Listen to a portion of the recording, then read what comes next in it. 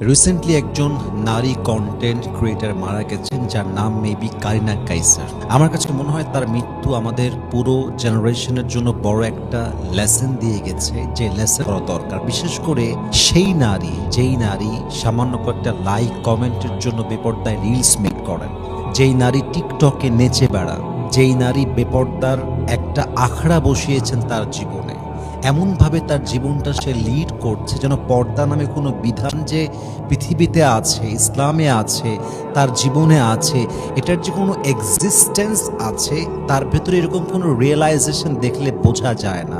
মুসলমান ঘরের নারী টিকটকে নাচের ভিডিও বানায়, মুসলমান ঘরের নারী শাড়ি পরে যেভাবে প্রেজেন্ট করতে মনে চায় করতেছে।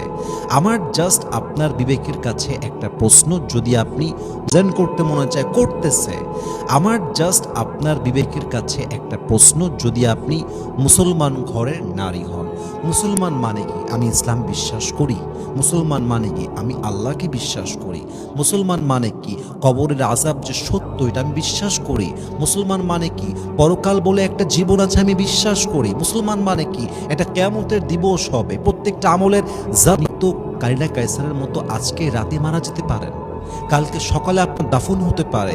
কারিনা কাইসার তো কখনো 2 সপ্তাহ আগে মনে একটা বারের জন্য কল্পনাও হয়তো বা করে নাই যে 2 সপ্তাহ পরে সে পৃথিবীর থেকে একটা লাশ হয়ে বিদায় নেবে। সে কল্পনা করতে পারে না, ইভেন সে হয়তো বা গতকালও রিয়েলাইজ করতে পারে নাই, হয়তো বা সে 2 ঘন্টা আগেও বুঝে ওঠে নাই যে 2 ঘন্টা পরে আমি পরকালে গমন করবো। নো, সে বুঝতে পারে নাই। মৃত্যুটা আসলে এমনই হয়, সাডেনলি চলে আসে, মানুষ বুঝে ওঠে না, হঠাৎ করে চলে আসে। তো আপনি যখন মারা যাবেন, আপনি কবরের বাসিন্দা হয়ে গেলেন, কিন্তু আপনার কন্টেন্টগুলো থেকে যাবে, আপনার টিকটকের ভিডিওগুলো থেকে যাবে, আপনার অশ্লীল নাচের ভিডিওগুলো আপনার মৃত্যুর পরও টিকটকে মানুষের স্ক্রলে ঘুরে বেড়াবে। আপনাকে তো আল্লাহ মাফও করতে পারতো, কিন্তু আপনি যে গুনাহের এভিডেন্স রেখে গেলেন, আল্লাহ আপনাকে মাফ করবে কেমনে? আপনার ওয়াসিলাই তো নষ্ট হয়ে যাবে।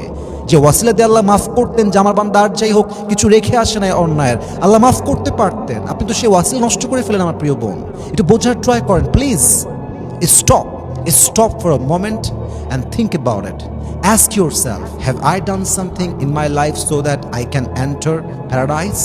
আচ্ছা, আমি কি আমার জীবনে আজ অব্দি এমন কোনো আমল করতে পেরেছি যে আমি যদি এখন এই মুহূর্তে মারা যাই, আমার কবরটা জান্নাতের বাগান হয়ে যেতে পারে? এমন কোনো আমলকে আমি আমার জীবনে করেছি?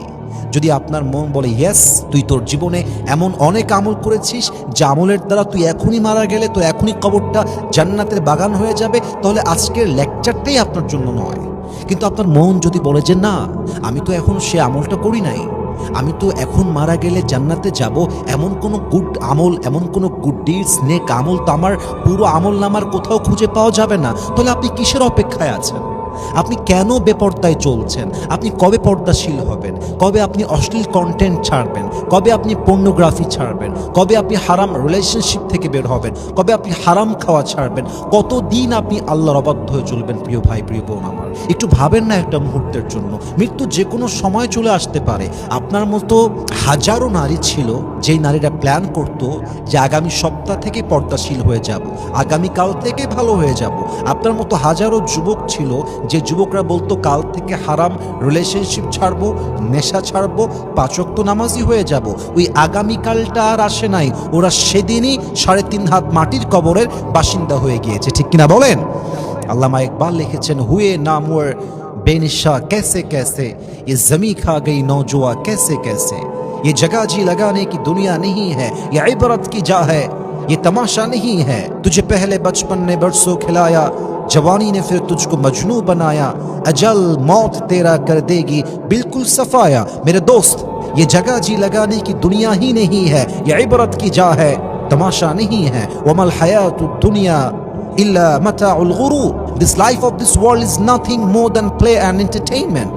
এই দুনিয়ার জীবনটা হচ্ছে এটা চাকচিক্যতার জায়গা, এটা ধোঁকা ছাড়া আর কিছু হতে পারে না। লিকুল্লি উম্মাতিন আজাল, ইযা জাআ আজালুহুম ফালা ইস্তাখিরুনা সাআতাও ওয়ালা ইস্তাকদিমুন। প্রত্যেকটা মানুষের জন্য আল্লাহ তাআলা মৃত্যুর একটা সময়সীমা বেঁধে দিয়েছেন।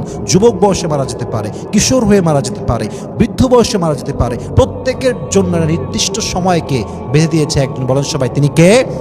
এই জন্য please stop for a moment, একটু সময় নেন, একটা পজ দেন, নিজেকে প্রশ্ন করেন আপনি কোন ট্র্যাকে আছেন, আপনি কি রাইট ট্র্যাকে আছেন না রং ট্র্যাকে আছেন? আপনার জীবন কি জান্নাতের দিকে যাচ্ছে না জাহান্নামের দিকে যাচ্ছে? আপনি যে কন্টেন্টটা মেক করছেন সেই কন্টেন্টটাই কালকে আপনার জন্য জান্নাতের ওয়াসিলা হবে না জাহান্নামের ওয়াসিলা হবে? এটা কি আল্লাহর আইনের বাহিরে না আল্লাহর আইনের ভেতরে? Think about it before you make it. একটু ভাবেন না কেন প্রিয় ভাই আমার, প্রিয় বোন আমার? আর আমি একটা কথা বলতে চাই, আই এম নট এক্সট্রিমিস্ট। আমি কোনো চরম লেভেলের মানুষ নই, চরম চিন্তার মানুষ নই। আমি জাস্ট বলছি, যেহেতু আপনি মুসলমান, যেহেতু আপনি মুসলিম হিসেবে নিজেকে ইন্ট্রোডিউস করান, সো প্লিজ কোনো কাজ করার পূর্বে ভাববেন আপনি মারা গেলে এটা আপনার জন্য নাজাতের ওয়াসিলা হবে না জাহান্নামে যাওয়ার ওয়াসিলা হবে। হ্যাঁ, যদি আপনি বলেন আমি আল্লাহকে বিশ্বাস করি না, যদি আপনি বলেন কবর সত্য তা আমি বিশ্বাস করি না, যদি আপনি বলেন কিয়ামত বিশ্বাস করি না, নবীকে বিশ্বাস করি না, কোরআন বিশ্বাস করি না, ইসলামকে মানি না, মানবো না, this lecture is not for you. এটা আপনার জন্য বক্তব্য নয়। বাট যদি আপনি বলেন যে আমি মুসলমান ঘরের মেয়ে, আমি মুসলমান ঘরের সন্তান, আমি যুবক, মুসলমান ঘরের যুবক, আমি যদি আপনি নিজেকে মুসলমান হিসেবে পরিচয় করান, প্লিজ আমার কথাগুলো একটু ভাববেন। আল্লাহ আমাদের সবাইকে বোঝার তৌফিক দান করুন। আমিন।